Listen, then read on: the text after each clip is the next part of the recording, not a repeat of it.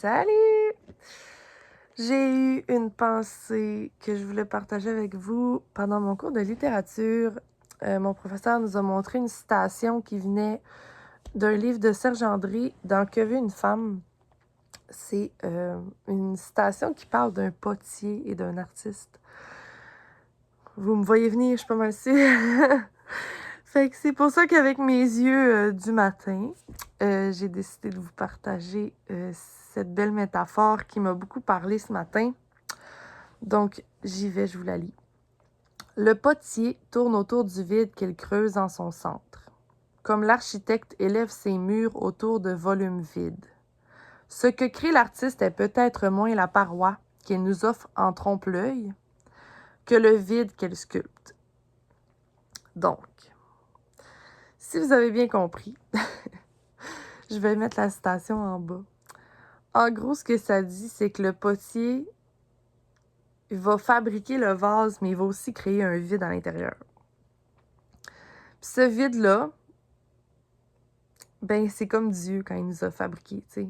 Dieu parle tellement qu'on est des vases, qu'il est notre potier, que c'est lui qui nous a, tu sais, façonnés. Puis je sais comment ça prend de l'amour, puis des nuances pour être capable vraiment d'aller chercher ce qu'on veut quand on fait de la poterie.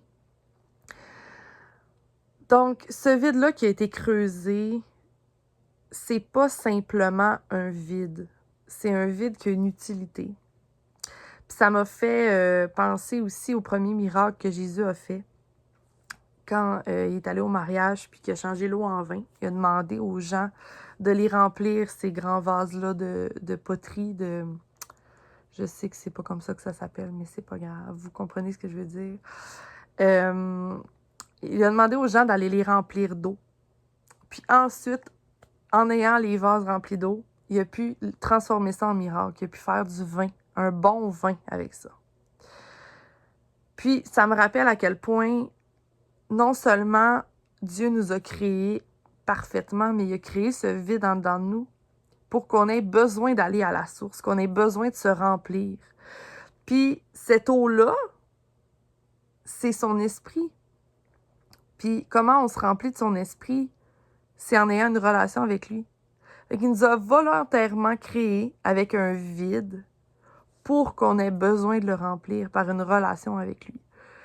Puis c'est ce que je trouve magnifique, c'est qu'il n'y a rien laissé au hasard, il a tout pensé ses affaires, dans toutes les nuances qu'il a de sa fabrication. Il était vraiment méticuleux dans le fait qu'il voulait absolument avoir une relation avec nous. Non seulement il voulait une relation, mais il voulait nous faire marcher de miracle en miracle. T'sais. Puis ce miracle-là, il n'est pas possible si on n'a pas de relation avec Dieu. Puis elle a l'importance de voir l'image du miracle du mariage avec le vase qui se remplit d'eau, donc de sa relation avec Dieu, qui est ensuite transformé en vin, le miracle.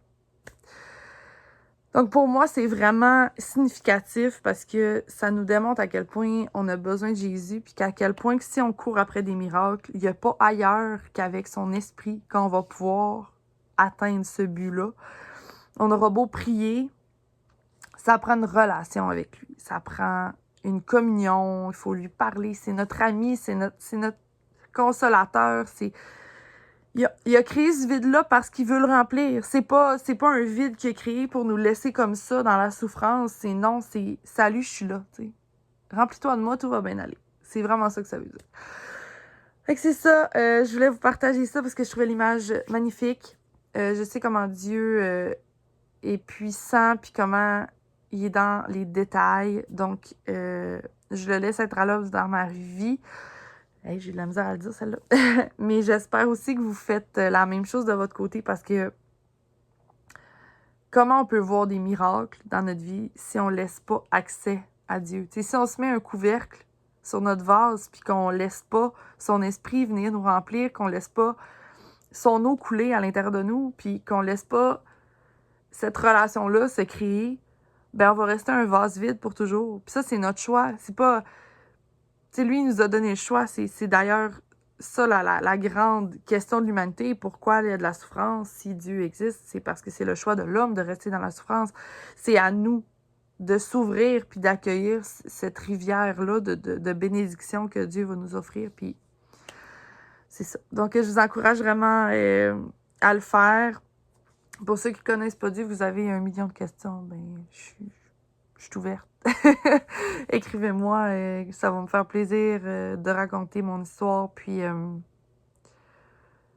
d'une femme athée, science, rationalité, qui s'est transformée en quelqu'un d'extrêmement spirituel. Donc, c'est ça. Donc, je vous souhaite une belle journée. J'espère que ma phrase, ma métaphore vous a encouragé. Puis, j'espère vous reparler bientôt. Bye!